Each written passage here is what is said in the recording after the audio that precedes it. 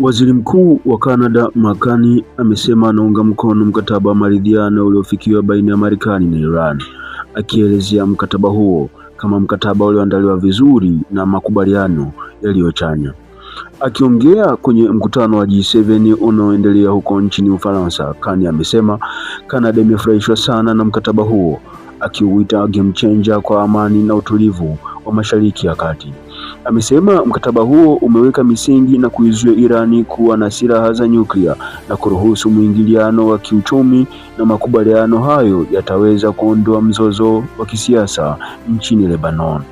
Kani amesema mkataba utaipa Iran faida kubwa ya kipesa, na kama itatimiza wajibu wake miezi ijayo, ikiwemo kufunguliwa kwa mlango bahari wa Hormuz na kufanya majadiliano ya kuhamisha madini ya uranium yaliyoboreshwa.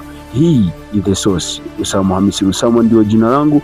Nikukumbusha usisahau kusubscribe na kutufuatilia katika mitandao ya kijamii ya Instagram, Facebook na X, huko kote tukitumia handle ya Alkas TV TZ. Mpaka wakati mwingine, alamsik.